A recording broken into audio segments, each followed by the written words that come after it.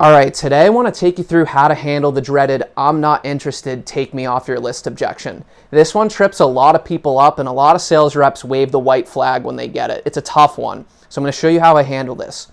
Let's say I give my talk track, my pitch, whatever you want to call it, and they say, "Hey, I'm not interested. You can go ahead and take me off your list." Here's what I would say. I would say, "Got it. Is that because there's no budget this year, or are there just other initiatives taking priority?" That's step one. Let's say they say, "Yeah, there's just other initiatives. This isn't one of our priorities right now."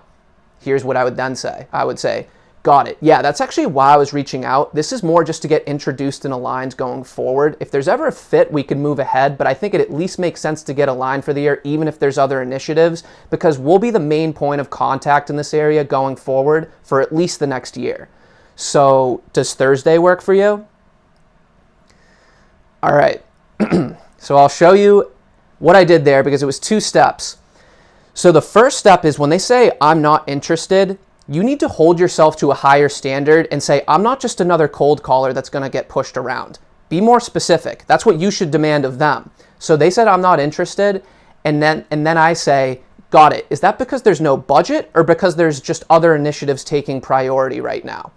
So I assumptively show them, "Hey, I've been here before. Is it one of these 2 reasons, these common reasons I see?" You can insert whatever common reasons, common objections you hear, but you need to demand more of them than just "I'm not interested." This also shows your expertise that you've been here before and done that, and you're not just another cold caller. You're almost proactively guessing why they're not interested, which shows your level of understanding of the business that you're calling into. So then once you get something more specific from them, so either no budget or it's just not a priority, then you finish up selling time. Notice how I didn't try and convince them that this should be a priority. All I'm saying is it makes sense to get aligned for 15 minutes. Like, this is going to be a good call. So instead of trying to ask questions and dig into pain or any of that, I just say, "Got it. Yeah, that's actually why I was reaching out. This is more just to get introduced and aligned going forward. If there's ever a fit, we can move ahead, but I think it at least makes sense to get aligned for the year, even if it's just 15 minutes.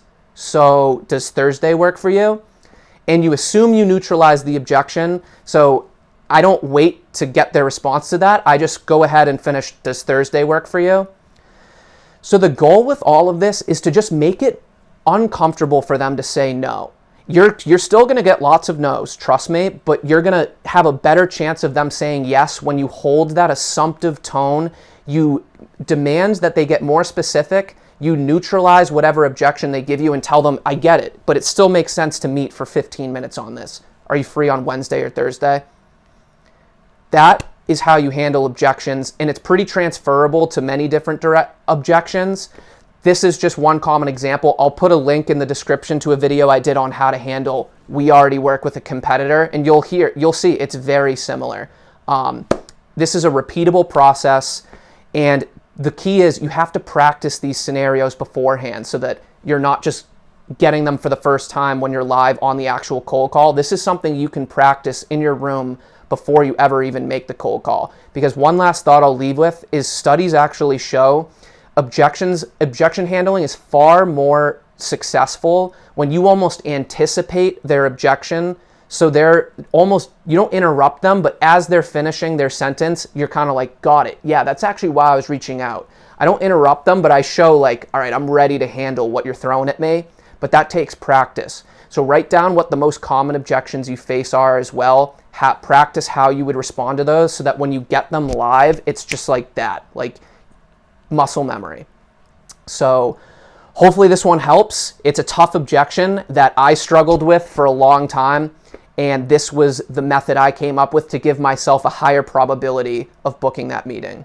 So hope you enjoyed this one. Try it on your next cold calls when you get this objection, and I think you'll see it feels a lot better. It still might take some practice, but you'll see that you're on the right track. So hope you enjoyed this, and I'll see you in the next one.